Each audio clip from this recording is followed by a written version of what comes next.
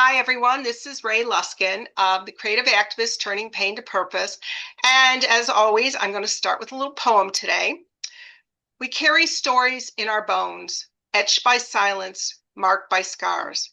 But pain is not the ending note, it's the spark that lights new stars. From shadows deep, a voice can rise, stronger than the fear it knew. Each wound becomes a doorway wide, where courage steps us through. Healing is rebellious, truth a sacred flame. To stand, to speak, to love again is to rewrite the shame. So here we gather, hearts awake, activists of soul and song, turning hurt into a higher call and proving we've been stronger all along. And I'm so grateful today because we do have somebody who has proven that she is stronger than any pain that she's experienced today. My guest is Adele M. George, author of Courageous Healing, a memoir and guide for survivors of domestic violence, chronic trauma, and childhood abuse. With raw honesty and profound insight, Adele shares her personal journey from victim to victor. Her book is both a beacon of hope and a practical guide, not just for survivors, but clinicians as well. Adele's story can actually be seen on Hulu and National Geographic, The Negotiators, Season 2, Episode 2. Welcome. I'm so glad you're here, Adele. Thank you so much for having me, Ray. I really appreciate it. Oh, my pleasure. I mean, we talked a little bit last week, and I just love this girl. She's got so much to share, a big heart, compassion, and kindness that you will know when we're done with this interview. You will feel like you know somebody. She's your sister.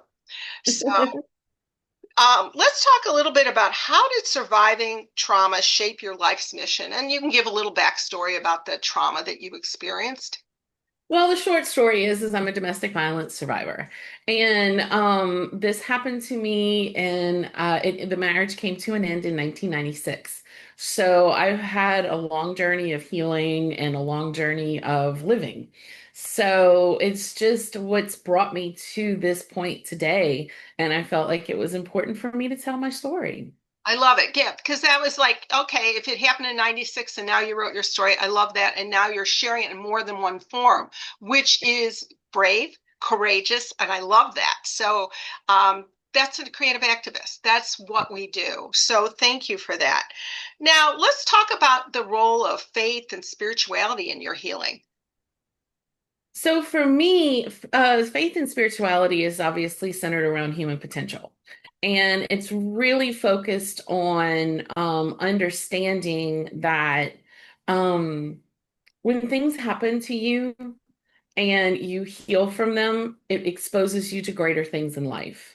And it exposes you to your journey and it exposes you to your passion.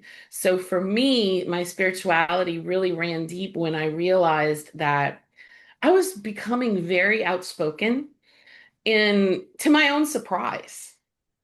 And that's when I knew that my healing journey had taken a turn and that it was time to talk about this and that it was time to, and this is years ago, but obviously what I've carried with me since.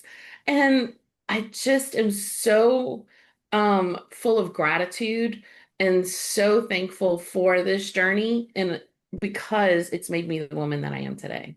I love that. And it's so true. I understand that because I actually was writing about that this morning, my journey and who I became because of it. You know, who would have Mhm. ever thought that I'd be this creative activist speaking out, doing all these things, you know, as the shy, scared little girl who didn't even want to tell her truth. You know, it was like it Yeah. took years.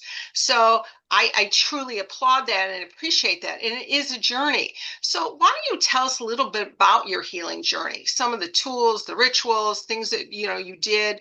And beyond as well as talk therapy, but beyond that. Yes. So obviously, when it ended, I started talk therapy and I stayed in talk therapy for 5 years. I was blessed with having an amazing therapist who was very much wanted to explain to me what was going on inside of me. And she basically would explain to me how my PTSD and my body was reacting to it and how my body was attempting to process it.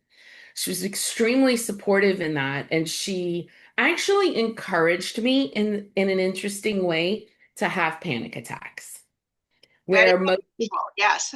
yes, in the sense that she explained to me that as when I first had them, they were days. They were hard. But as the time went on and the years went by, they became hours and minutes. And now it doesn't affect me anymore. I love that. And yes, and so I mean I still have some other little PT startle easily, things like that. That's just like things that I think are just human nature in me now, but the thing that I was truly blessed with was understanding. And this was before we really went to the internet to research about stuff. Right. So, really having her give me insight into that. And now, please be known, she didn't let me struggle in the sense that if it would have been too hard or too debilitating, she would have seen to it that I would have gotten medication or medical help. She would have seen to it that I would have gotten further help. I'm not saying for somebody to go out and raw dog their Right. PTSD. I Yeah. did this by the guidance of and by the guidance of a therapist. And but it made a difference in my life because when I understood that I was in the middle of like a panic attack and I understood at that moment in the present moment that my body was letting go, I let my body let it go. And that's a So key, I think, for anything in life, whatever is happening in the moment, to be able to witness what we're happening without, oh my God, and catastrophizing it and saying, oh my God, I'll never be able to do this, this, and this. That's a right. great skill. Yeah. Yeah, yes, it is. And it's really important, I think, in my whole entire journey, being present and being in the present moment. Because as let's just say this has happened, we've all had a bad day at work, or someone's yelled at you, or you've messed up, and it triggers that trauma and it triggers that uncomfortableness. And it's almost like you could feel that panic attack wanting to happen. I had the tools at that point to know how to navigate that. And one of the interesting things that I did, this was early on, and I'm super proud of this one. I was sitting at a temp job and I was stuffing envelopes. So you can imagine for someone who had just been through trauma, a menial job where you literally are in your head while you're doing this is not the best thing. Well, when I started to feel a panic attack and I started to feel uncomfortable, I said, wait until you get home tonight. And my body settled down. I gave my body permission to have the panic attack, but to have it later. And I carried that skill with me through my entire life. And when I would hit home, home became my safe place. And I would have my time, I would have my moment, and then it would pass. And so as time went on, it's like having that safe space, whatever that safe space is, that little happy place, became so valuable to me. And it's something that I've actually told other people about. And when you become really present in the present moment with your body, you're able to, it takes practice, obviously, but you're able to say, it's okay, we'll take care of this. I'm not gonna stuff it. I'm not gonna abandon you. I'm not gonna not let myself feel this. So over the years, that's been something that's obviously diminished and healed. But I also had to heal in relationships and friendships and learn how to trust and just learn how to exist. So I did that. I just learned how not everybody in the world wants to hurt me. Not everybody in the world wants something that is bad for me. And in the process of that, when I was in situations that weren't valuable or that weren't good for me, I left. I left friendships or I'd leave jobs or whatever the case may be. I didn't stick around. I didn't stick it out, so to speak. Well, I think that's a gift because people, we all tend to, oh, I got to stick it out. The messages were, you got to work through it. This happens, and you honored your own boundaries, which, Yeah.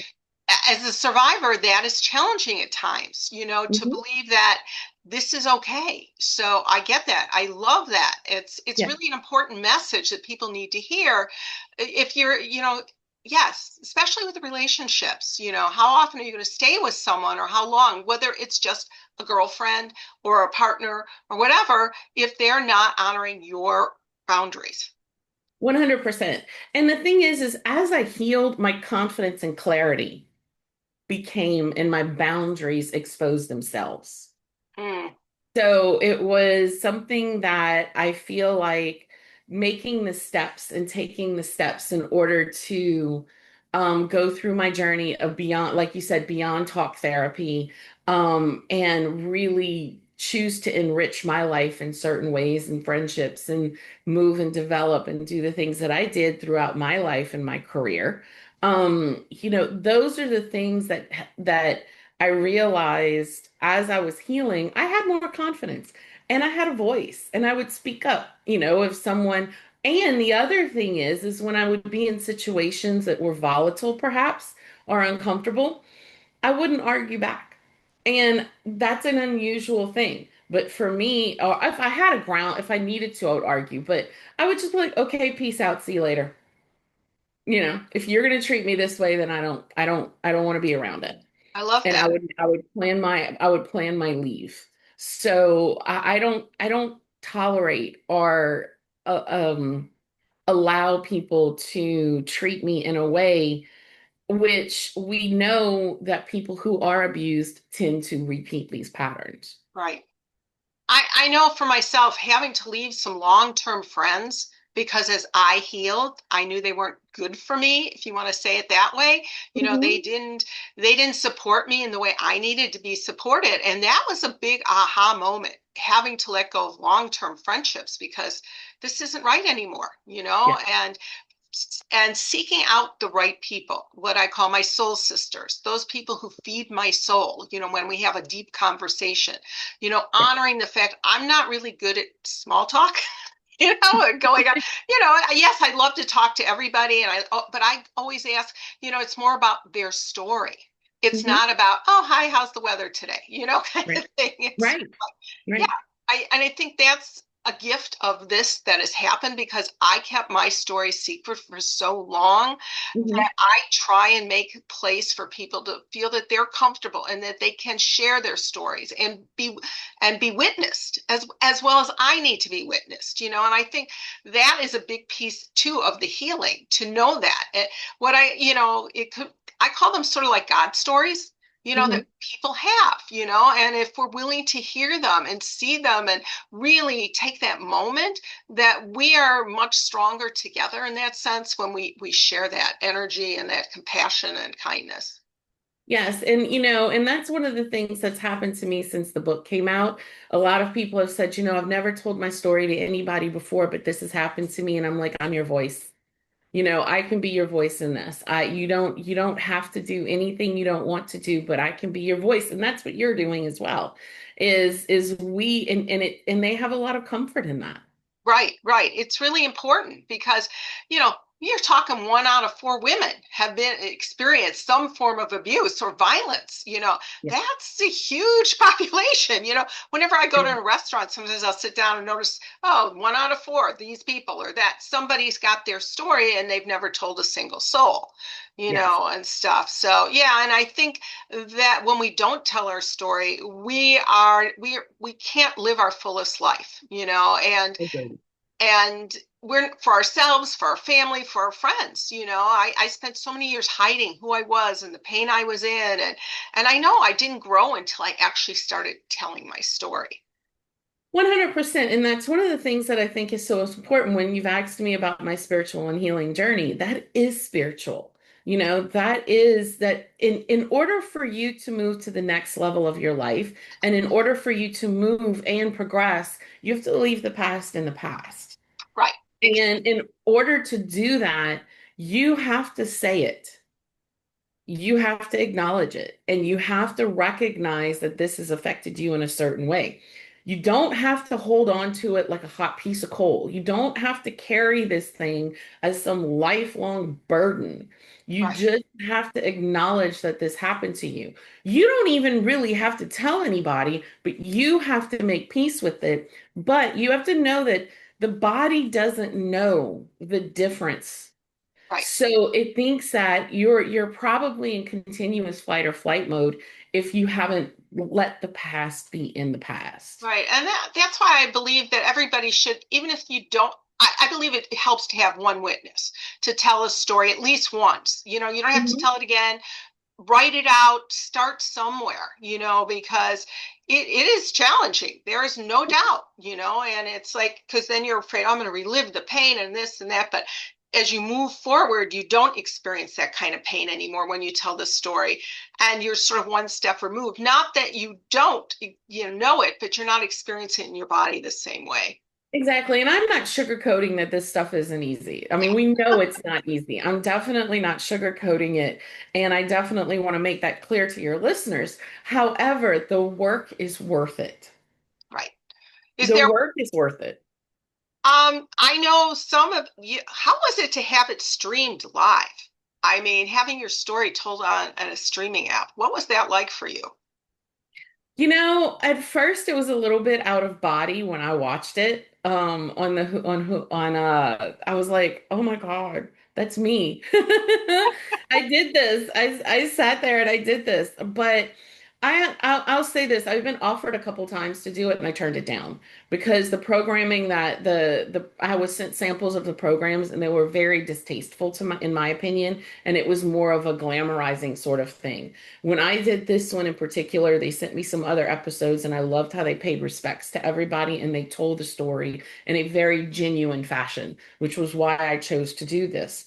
So when I sat down and watched it for the first time, it was a little bit of an out of body experience, and it still is every now and then if I'll put it on and I'll be like, that's me, and I'm on Hulu. I love it. I love it. Yes. So my one of my dreams is to have this show picked up and Netflix or somebody streams it because I feel that we can share these stories, impact so many lives on such a broad basis, because it is our pain, but it's really the healing tools, it's the modalities, the alternatives, and the advocacy, which leads us to asking you about your advocacy. You were telling me about what you're doing. Yes, I so I the documentary and the book, I mean, I've always been very outspoken. I've always talked about it and I've always gotten a deaf ear. It's always been, I'm like, don't look the other way, 1 in 4 women, da da da da, spouting statistics. I've always said that. However, with so much going on in the world, I think people have trouble just digesting all of this stuff.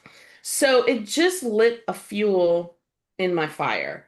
And it was just more fuel in my fire to keep going, to get people to pay attention because I'm getting phone calls at 2 o'clock in the morning going, my cousin's sister is da da da, is in a situation and she needs to get out of it. And what do we do? And how do we do it? And so that's when I realized I'm not going to stop speaking up.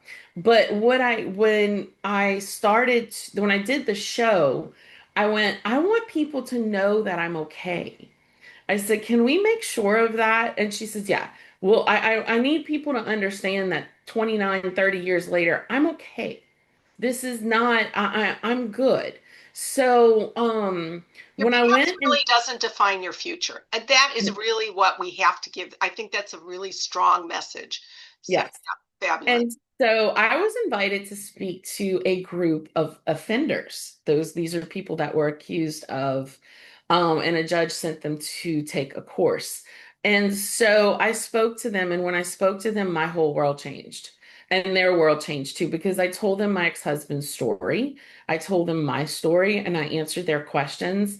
And I sat in that room and I told them that they're valuable and that they're loved. And at that point, that they were worthy to live a good life.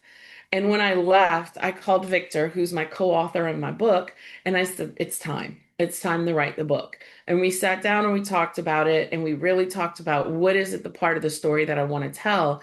And I'm like, there's so much out there about shelters and surviving and victimhood and things like that. And I said, but nobody seems to be talking about healing and living your wonderful life.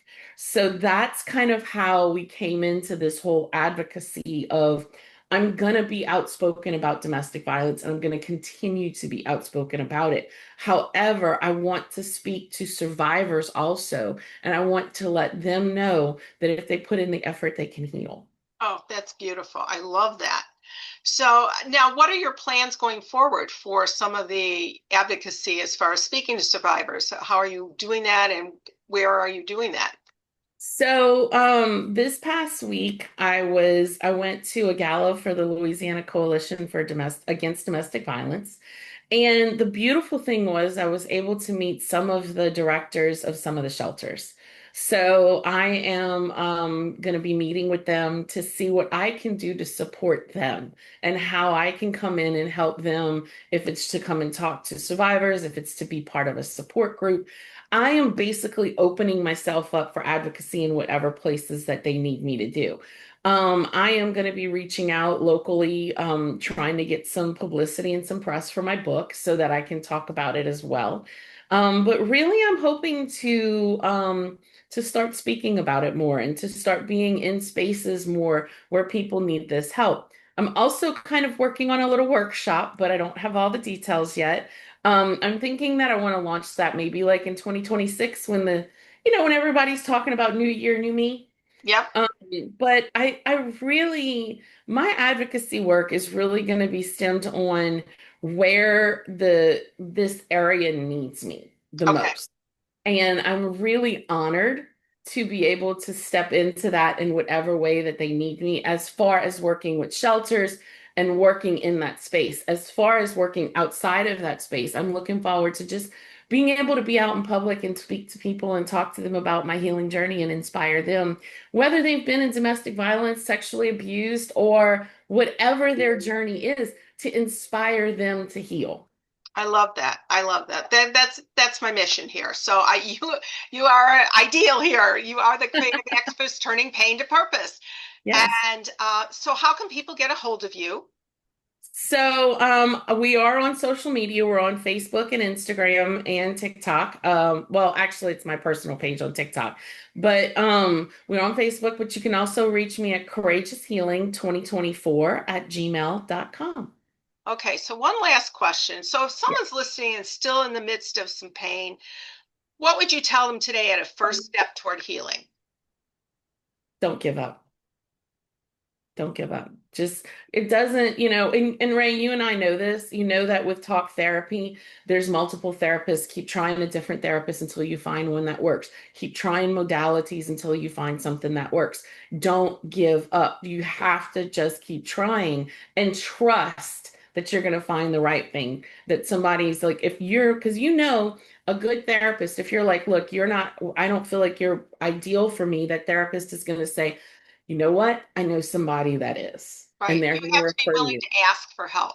And I Yes, know that's very challenging at times, so in life. But and I also think I that healing is not just like boom, you're done. It is yeah, you've got yeah, I sort of look at it as a spiral. Sometimes you're going up and sometimes you go down a little bit.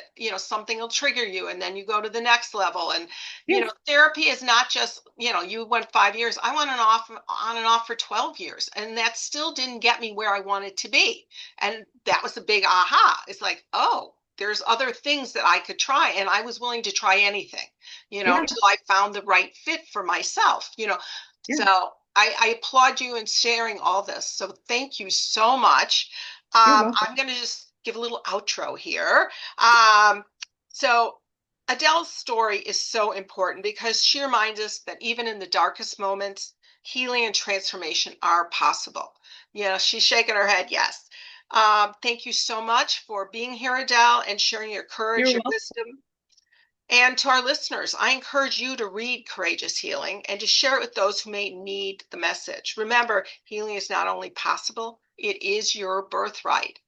And just a little call to action. So uh, I'm putting together a creative activist think tank, a space where survivors, activists, artists, allies, visionaries, change makers can come together to imagine new solutions, share wisdom, and create change. It's so important. Just like Adele's story today will inspire you, we need more of these stories up there. And, I want to end violence against women and children, and there's so much trauma going on, whether the shootings we just had last week in Minnesota, or 2 weeks ago, it doesn't matter. This traumatizes us all as human beings. So we need to work on this together and come up with some really positive solutions and ideas. So please contact me. Thank you, Adele, for being here today. You're welcome. It's been my pleasure. Thank you so much, Ray. I appreciate the interview. Thank you.